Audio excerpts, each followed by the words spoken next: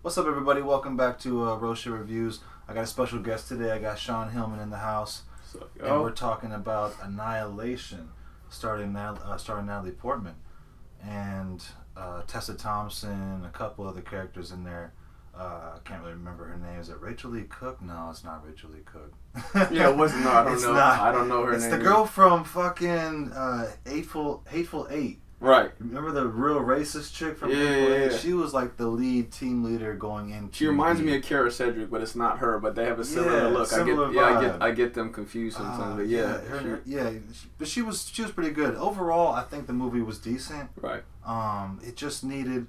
I think the pacing was a little bit slow, but I think it was a great ride and a very interesting type of movie where there's like sci-fi stuff elements, right? Where they go into this not world, but this. I don't even know where it was exactly, like where in America it was, but it's just like an asteroid hits somewhere, this lighthouse somewhere in America, and just like creates this force field around it, which is called the Shimmer. Right, the Shimmer. Right. So like these women are told they need to go into it to find what's going on inside, which is a good idea. Right. They basically had like the base camp set up where they were kind of watching this thing. Right. They know they've been watching it for X number of months.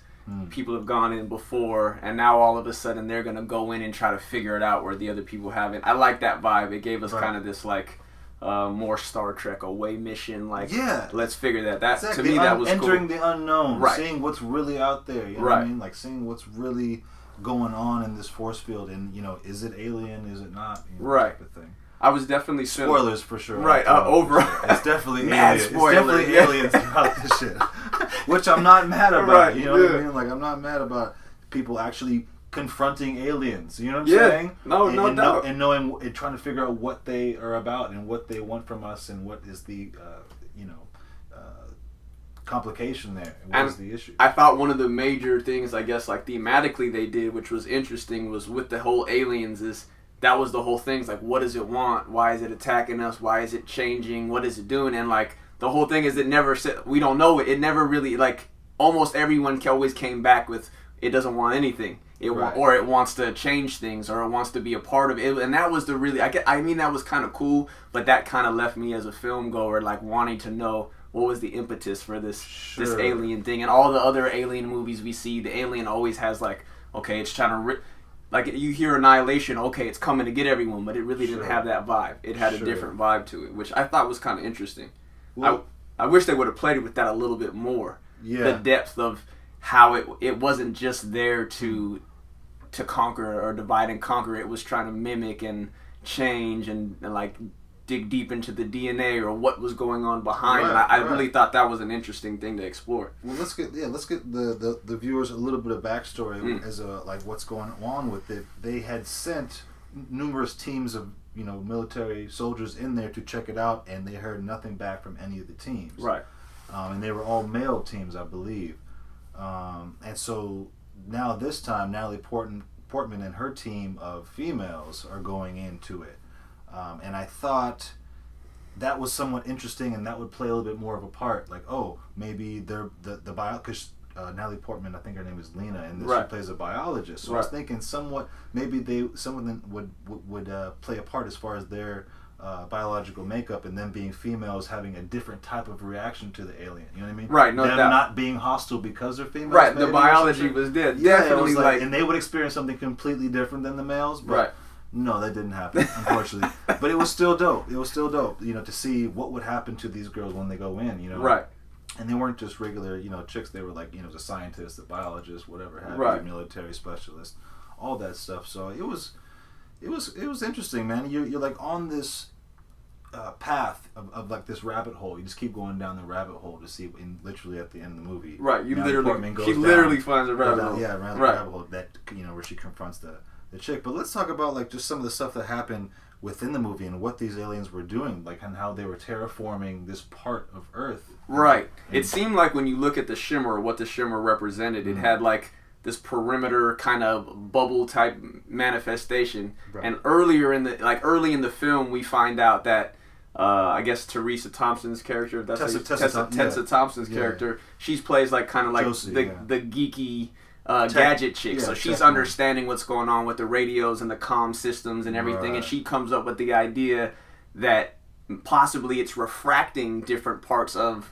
the radio sequence, the DNA sequence, like it's mirroring it, so to speak. So it's that's why nothing's really getting out, because it's recreating the field. So this field is getting bigger because it seems like it's just like a giant mirror almost. Yeah, it's growing. I really like that concept. I thought that was cool. It was really opening up the idea that this thing starts in this little, and it's just gonna keep going, and we don't know what's happening, and that was their impetus for going into so going we into might as well the heart go of it. in before it gets us. Right. That kind of makes sense there. So I thought one of the things about that too, this like scientific expedition, everyone knew they were kind of on a suicide mission. Like no one had come back except for the one dude.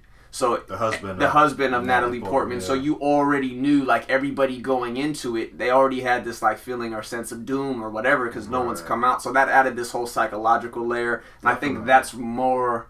I think what the early part of the film was really based on is that psychological layer of knowing that all these people came before them and had failed, and like they were now somehow going to hopefully not fail, but that was putting much more pressure on them than they would need be if they were just going on a scientific mission, you know.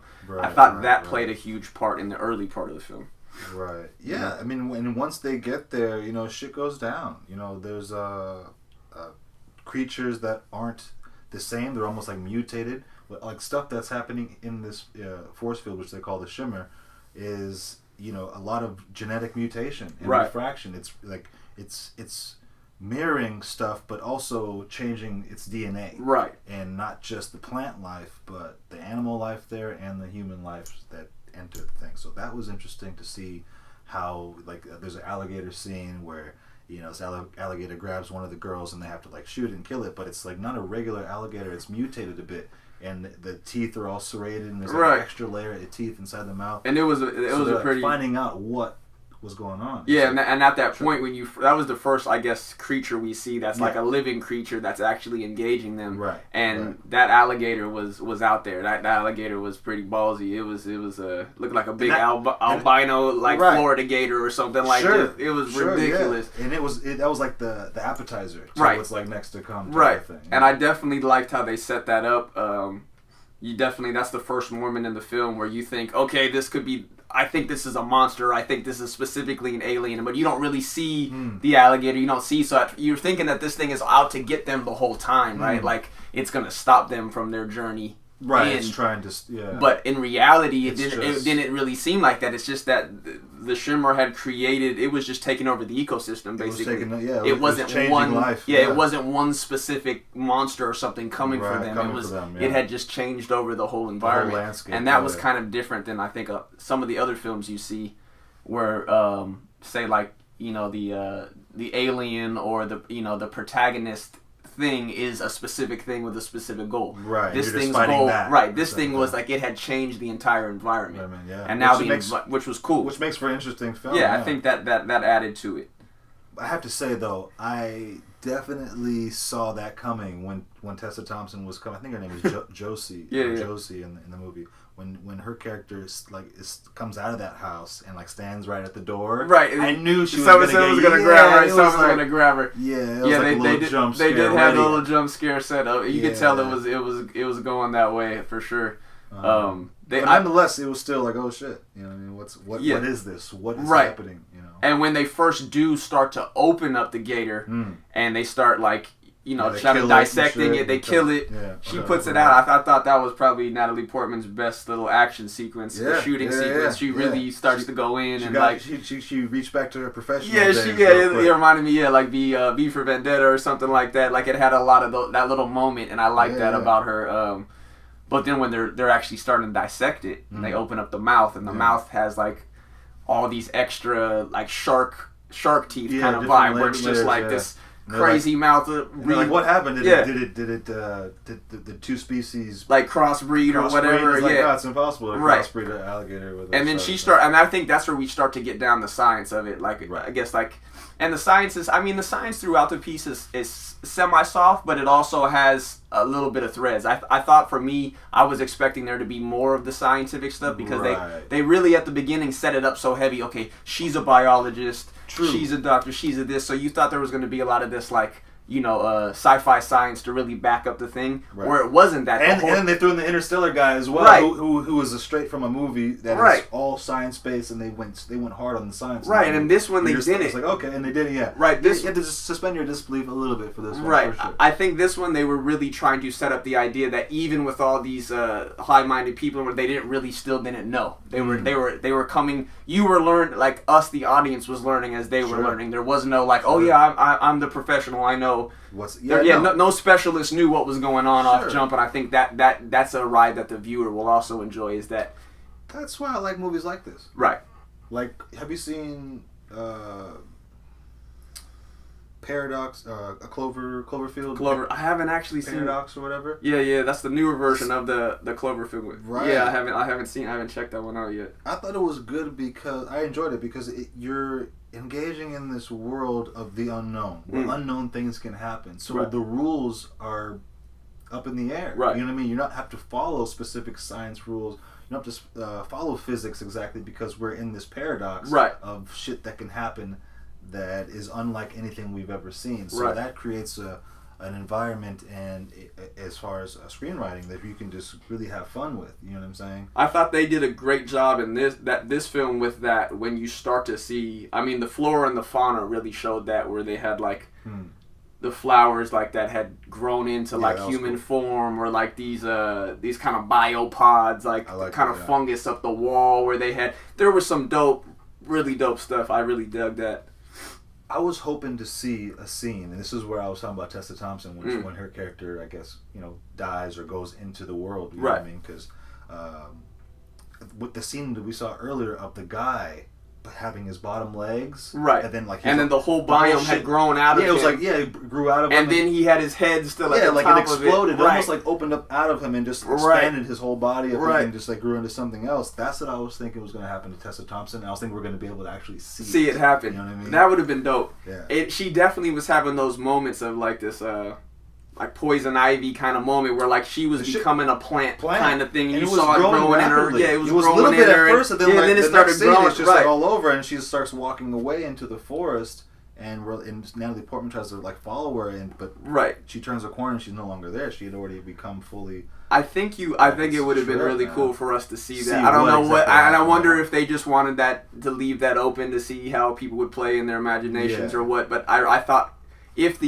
And potentially we don't know if they had a longer cut or whatever, and that was too much or whatever. But to me, I think showing some of that would have really I think so too. Gave it a little more credibility on the idea that, because she was the only one. What is happening to them? Her whole thing was she was the only one that said, the one girl wanted to fight it. She wanted to face it. She kind of wanted to become one with it, or just let it be. She didn't want any of those things. Yeah, she didn't want that. So what was that? And that was the I think that was, she was taking the interesting path. And to leave that path kind of mysterious, I guess that was a filmmaker's decision there. But I think it was interesting. Yeah, it was interesting for sure. What's her name's? I can't remember her name. The girl we spoke about in the beginning of this in the beginning of the.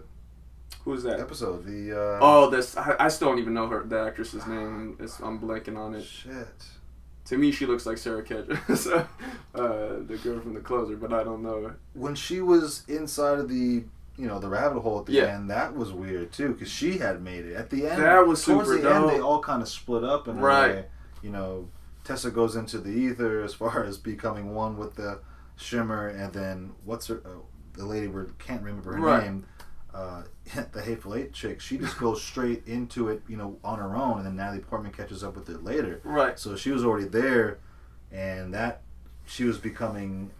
She looked like she was inside meditating, happy about it. Like she had made peace with the thing. When you first see her, she's got this black that was crazy thing over her face, and you don't really see her. She's kind of like becoming part of whatever the alien thing is. She had made peace with knowing that she was no longer her type of thing. And it had described to her basically the concept. Mm-hmm. And I like that. And that's another thing I guess we saw in the film. And what is did that she say there? Sorry. Yeah, she. I think she says that she knows that the thing is, I guess, more advanced than we are, and that it's going to break our minds and our bodies down so small that we're not going to exist anymore. So it's almost like the thing had given her the intelligence that she was looking for, and that kind of put her at peace. And you right. kind of see that also with Natalie Portman's character and with the husband, is that once they engage this mirror or this alien shape, whatever, doppelganger, that it did give them this peaceful feeling. He so peaceful enough to commit suicide. But I don't know if that was so much peaceful. Or did you feel like he was scared? I think he was losing his mind. Yeah, was that? He said that he was like, because it was just too much. Right. Having this type of intelligence, this alien intelligence, was too much for our human selves. And to where some people, like Tessa Thompson, just wanted to be a part of it and go that way instead of having a. It's almost like taking a drug trip, man. I hate to say it, but like a lot of these things are very parallel to that. To where if you fight it, your trip is going to be bad. Right. It was like she just went along with it. She just wanted to go in. Went there with it and became it. You know that was. I think that's a lot of what it is, and I definitely they definitely described that feeling that you had. It seemed like the people throughout that were trying to fight it were X'd out pretty. Right. They were the ones who were bugging. They were bugging. Yeah, looking like the chick who was looking at her hands and like not feeling okay with that. Right. That's a straight drug shit. Right. And it was like you do like mushrooms or acid, your hands will start moving. That's what they're saying. Like your hands are moving, and you like some people can't handle that. Right. You know what I mean? And like that's what some of that was. It's like interesting. It had a lot of. It definitely had a lot. I mean. Comfortable. Sorry, go ahead. Yeah, and the imagery towards the end too. I mean, that whole mushrooms, hallucinogens, raver, light show kind of vibe. I mean, that whole ending was. That whole ending had this whole. I don't know. It almost was like a rebirth of an alien, or like the birth of an alien kind of joint. We're seeing this like it was a CGI bubble that kept reforming. Right, like it was breathing. It was breathing, yeah. Right, and it had light within it. All different types of light. But as soon as this is not Natalie Portman's character, the other chick, right? It had filled her whole body up, and it lit her whole body up, and then she like disintegrated into little pieces, and then reformed. Yeah, and it came out of her mouth. There was some, there was some imagery there to me that was. I mean, I thought that was the part of the film where you just like wow, this is just kind of mind blowing in terms of what we're watching right now. What's happening? Right. Yeah, exactly. Now trying to break that down in terms of what that means thematically, or how does that mean for the piece? That's where I had a little bit of trouble with the film, where I felt like all this information kind of comes to a head at this point, but they don't really set it up. Like all of a sudden she has so much. The alien has given so much in her, and then it breaks down, and then they have this kind of, this rebirth and this light, and she's spinning on. But none of that stuff was really going on anywhere before, where we started getting little hints of it, but then now all of a sudden, so it was kind of like it was a really slow burn, and then by the time we get there, it was like a maximum fit. Like everything had to come to a head at the last 10-15% of it, and I thought, and it did. To me, that was my issue with the pacing. I thought. Kind of like you suggested, if we saw Tessa Thompson's character maybe do something, that would have been a good time to give us some more of that, and then get back into some more of the depth of the stuff, and then get to. I think there was a little bit of pacing. Like the balance was a little bit off as far as visual, like treats, and then like dialogue, and story exposition, and like connecting the threads. I thought that's the one thing, because visually this film had so many different things that were. There's the shot of them walking on the beach, walking towards the lighthouse, and there's these kind of glaciers, and it's like glass trees, trees, and it's really like hazy, and it's like, and it was amazing looking. It was very surreal.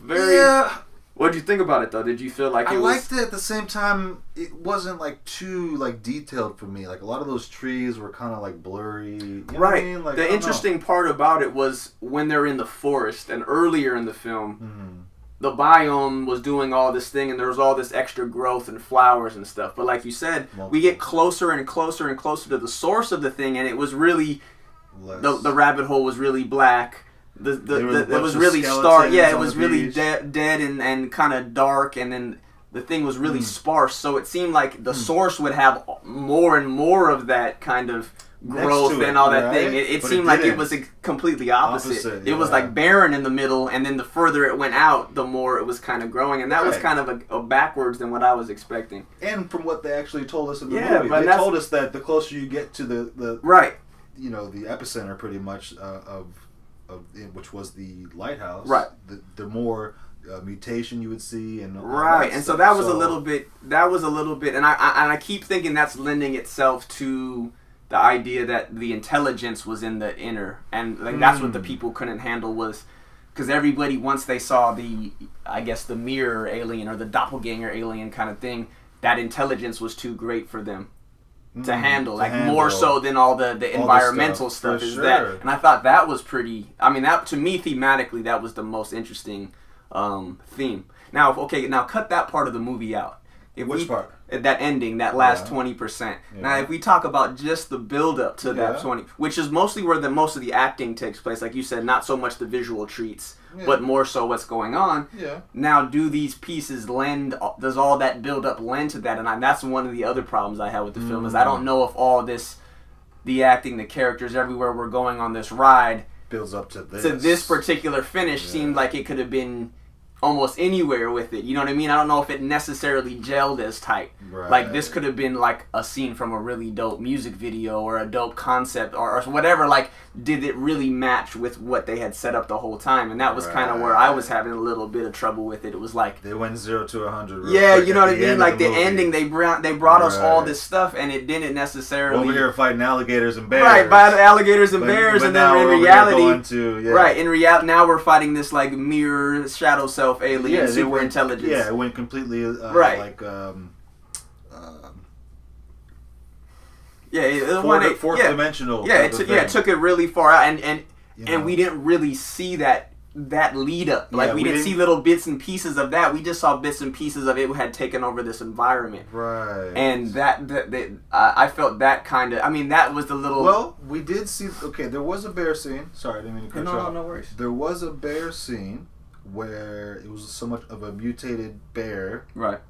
Which is pretty crazy, and it picks one of the girls up and it sneaks into their base camp, which I had a problem with because they're surrounded by this chain link fence, and they look over to one side of the fence and there's this huge gaping hole in the fence. So the bear snuck in through this fence. It's dead quiet. It's like dead in the middle of the night. And they didn't hear none of that shit. My other issue sneaks up on one of them and snatches her up. Right. My other issue too is they basically take over a military fort. They had a mess hall. They had a guard tower, chain link fence, the whole nine, and they were supposed to be, even though there was only 5 of them, they were supposed to be taking turns sleeping, having guards, setting up a perimeter, and they did a piss poor job of that. And I think in the film, for them to have watched this thing so much and to have already lost so many people going in, for their first kind of camping night, for them not to have to be on their toes was really awkward. It was like, wait a second. And the girl that gets got is kind of like, well, we knew Shepard was. Yeah, we knew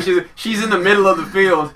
Yo, I heard something, and no one's telling her to get back towards the base, get to the guard tower, and get back in the shelter. She's like, I'm gonna go check it out with no lights, no flares, no nothing. That part was kind of funny to me that they were all.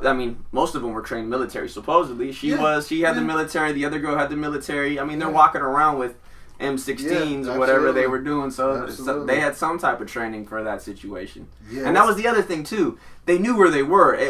You already know there's this alien, thing going on. But even in just the regular camping situation, bears and alligators and different things, like, they would have to be prepared for that shit if there wasn't a mutation or an alien running rampant or whatever. So that part was kind of. They were running the camp a little bit lax. They were a little bit lax on that. But they take Shepard. What is one of the girls' names is Shepard, and we knew she was going to die because Natalie Portman kind of the way they tell the story is kind of like an investigative type of thing of investigating Natalie Portman like after the attack happens, but it's before. They show you in the movie before, kind of like a what do they call that? Foreshadowing kind of vibe? Well, the Tarantino retro type of thing. Yeah. So she's being interviewed, and then she talks about what happened out there, and they go to those scenes. She's being interviewed. We come into the picture, and Natalie Portman's the only one that's made it out. And she's retelling the story. And as she's retelling the story, we're getting the glimpse into what happened from basically her perspective. And when she mentions in the beginning that Shepard doesn't died. make so we know. We know Shepard's going to get it. We just don't know when. But the bear takes her ass, drags her out to the field. They later find out that she's dead or whatever, and she didn't make it. But then the bear comes back to another scene, and it's mimicking her last death cries. Right, you hear her voice through the bear. That shit they're in this scene. They're all like together. One of the chicks has gone AWOL, and has them all tied up. And she hears Shepard screaming like help, And she's like, what? And she goes out to run out and get her, and it's actually the fucking bear. That shit was nuts. Oh man, that was nuts. To me, that was pretty dope. I bring it up because that's the one lead up I think that we saw towards the end of the movie of the mimicking. The mimicking and the intelligence, right? Where it was it didn't just eat her; it grabbed her and grabbed part of her intelligence or who she was, some and that DNA right. or whatever. That was pretty dope. I thought that was pretty wild. The other thing too, but that's it. But that's the only thing that really connects those dots. To the very end of the.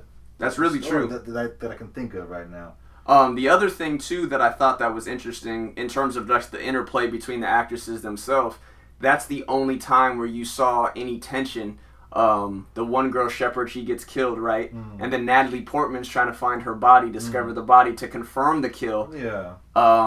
Michelle Rodriguez's character, I think that's her name, the actress. It's not Michelle Rodriguez. What's her name? No, I'm getting her confused with the other one. No, Gina something. She's the girl from Jane the Virgin. I don't know. I don't know her name. Yeah, I'm getting her. I think it's Gina something. Yeah. Rodriguez, something like that. She is saying, Natalie Portman's character, I'm going to go check it out.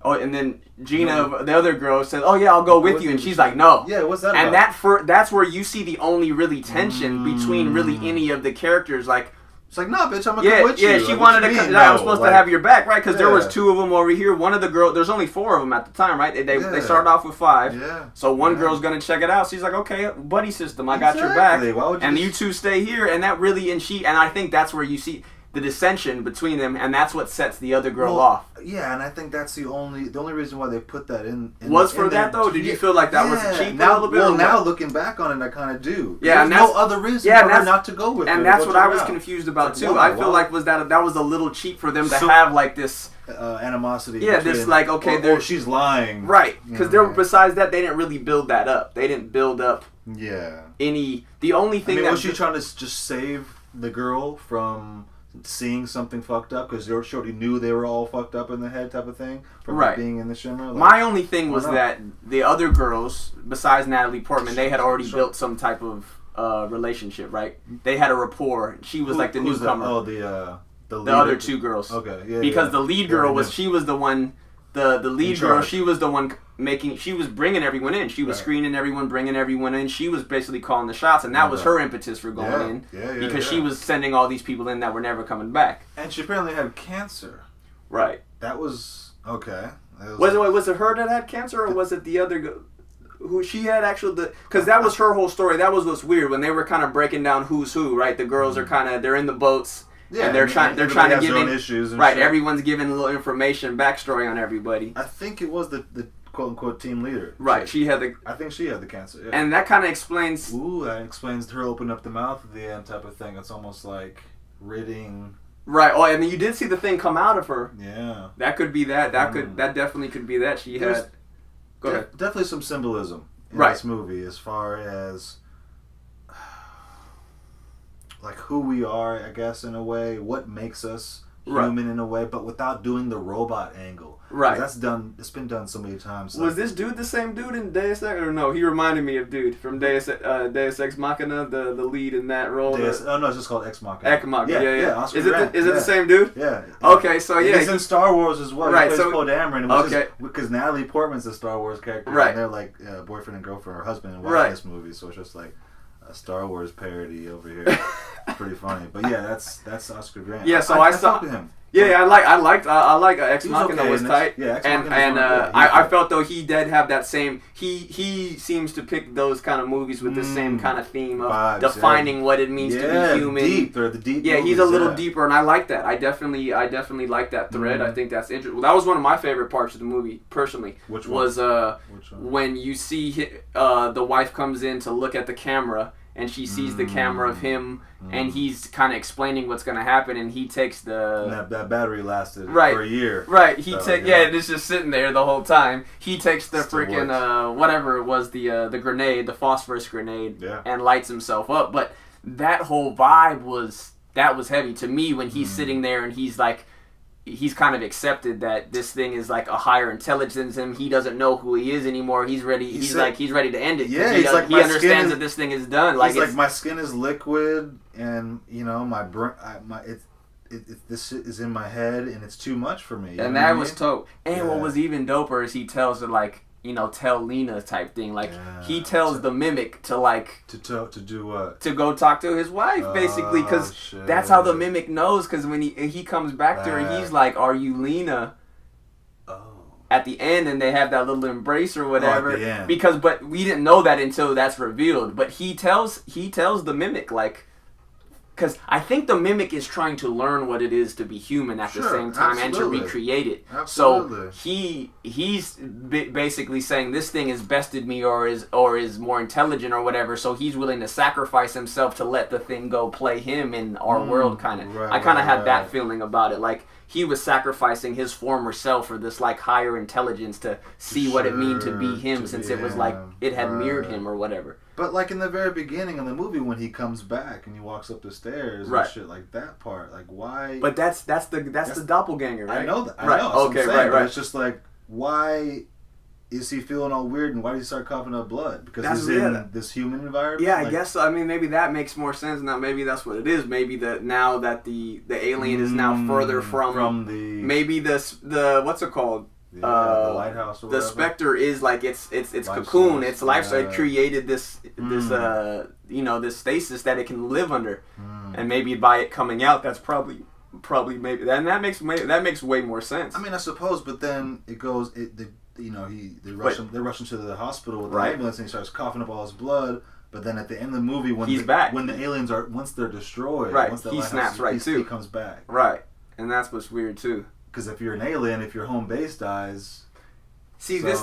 But he's recreating the human, so he's not really that. One of the things I did like about this film is out of the tropes for like the standard alien kind of thing, it didn't follow a lot of those. It did definitely give this more the alien was, or the alien intelligence was much more interested in the planet and how to reform or recreate or understand it more than it was. And that's why, too, the whole film, the title of the film, Annihilation, kind of throws it off. Right. You think this thing is coming with, like, ill will the whole entire time. And, like, the more you deeper into this film, you see that that's not necessarily the case. Right. Because you don't really see it going and just, like, gobbling things up and, like, and killing them. You see it trying to learn or make it part of itself or like recreate it. So that's kind of interesting. I thought that was an interesting take thing. on alien life and what they want to do. And you also didn't see it the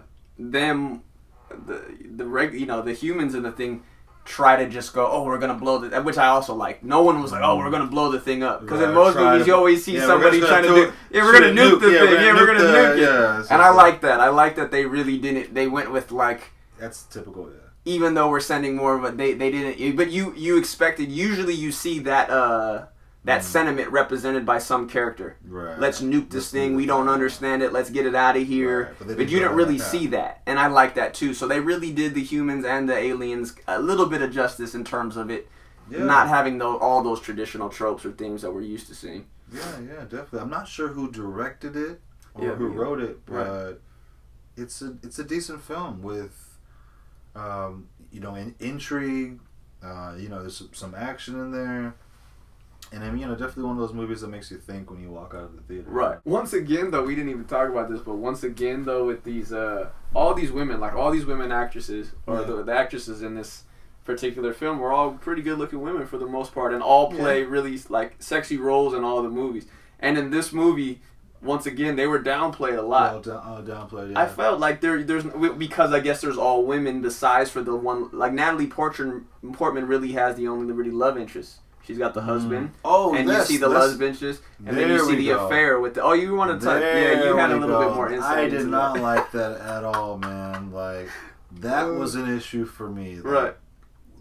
Natalie Portman was having an affair with this black dude from Interstellar. I don't know his name. Right. He's a really cool character in that movie.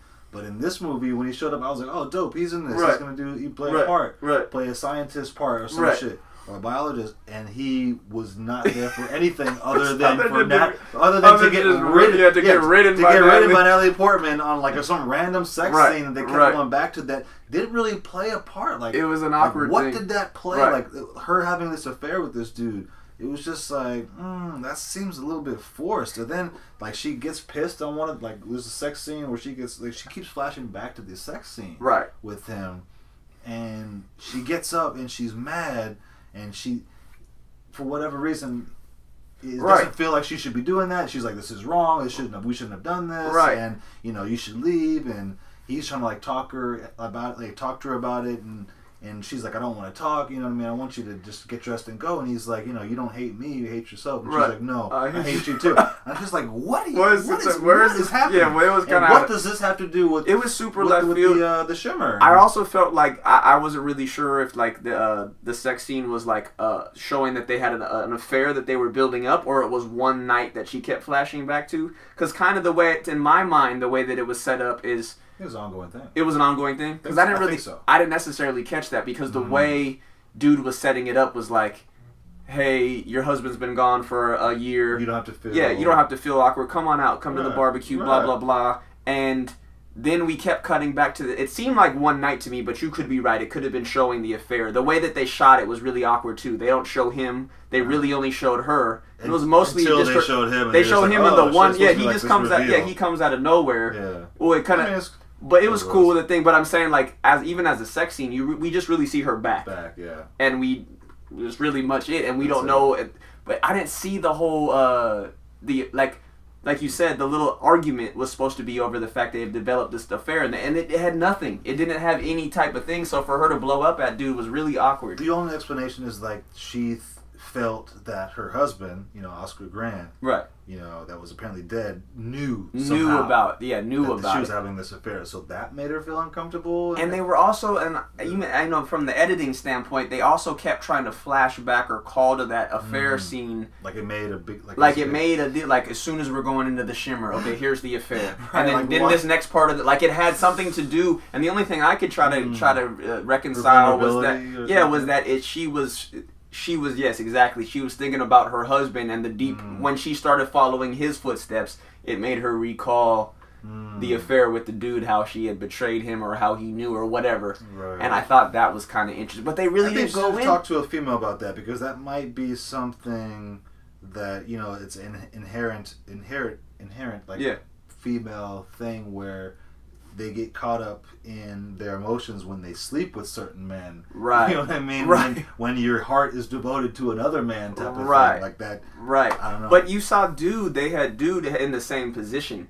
He seemed like he really like he was trying to explain, he had a physical attraction for her, he was intellectually attracted to her, right. But he was willing to, and he at the same time he loved his wife and was willing to not, and like, so that was awkward that like they really put him out there, like he was just like, black man cheating on his wife, get the fuck out of here. That was a little whack. What I did like though is the way they shot that shot though, the reveal shot where you see the two of them arguing.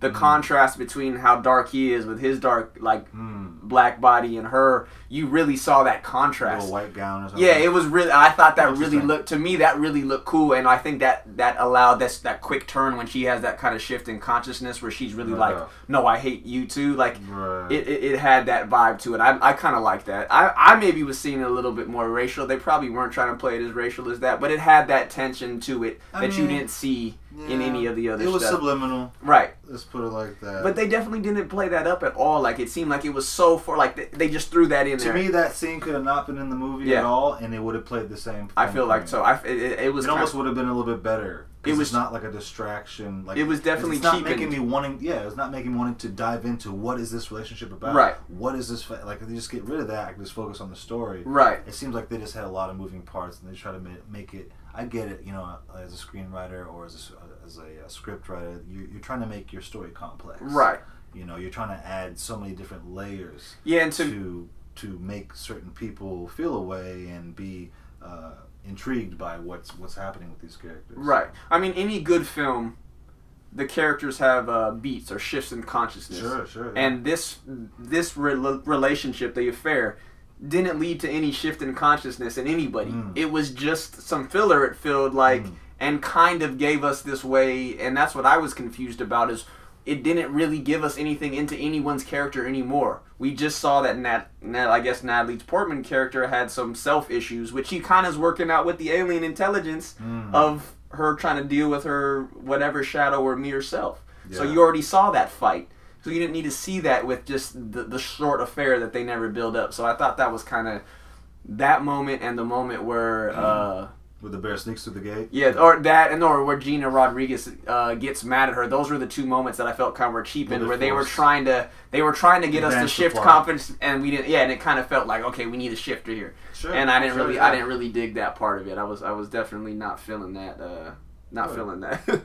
Word, man. I mean, I think overall it was I don't know, 7. Yeah, 8 out of 10. It was somewhere in there. You can't really hate on the movie because there's I mean, if you like sci-fi stuff, right, it's really tough to hate on this type of movie. Like, yeah, if you're gonna enjoy it, if you like sci-fi stuff, right, if you like Natalie Portman, that last scene was, I think, was worth it. Was worth watching the movie for. That last scene where the intelligence is learning, right, what the human is and what it does, and mimicking Natalie Portman's movements and stuff. You know, it was almost, she wasn't in danger almost at a certain point. You know what I mean? It was just learning. So to watch that scene unfold was really cool.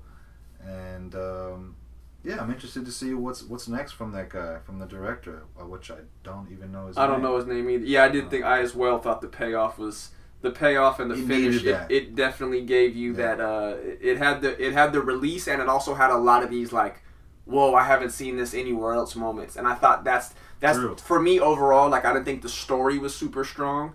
I would maybe have given it maybe like a 5 or 6 off jump, but some of those moments really were like, whoa, I haven't really seen these before, and that makes me think it's had the more 7, 8 kind of vibe. Yeah. If there was a little bit more science or threads to really connect it, I think it would have really made it a really super solid film. A strong 7 or 8. No, I feel you, man. So it was a bit slow. Yeah, to me, I'm leaning towards the B-B range, somewhere in there with overall how I felt about it. Yeah, but in terms of visuals and feel, like you said, I'm a sci-fi fan, so yeah.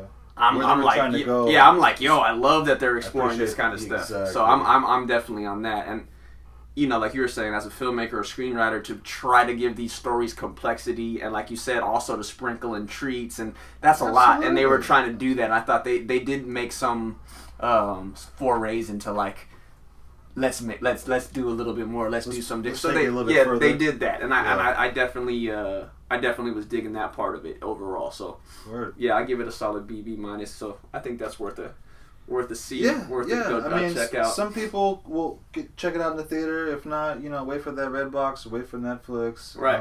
But definitely see. I feel it's worth the 2 hours. Visually wise, the theater does, I think, bring something to those. Some of those visuals, I think, especially that last 20 minutes. Yes, I think is really worth it in the theater. You're because right. some of those moments are really like, there's so much going on in the frame that to see it the way it's supposed to be seen, I think the Blu-ray is dope, or the 4K is going to be dope, but with a huge screen. with a nice big screen. But like that, I think some of those moments really are. I think actually this film takes a hit going smaller. Interesting. The 2K, the 4K version of this film doesn't give you that wow, whoa, what did I just see moment that blew me away, to it being a little bit more like, okay, we got a treat here. You know what I mean?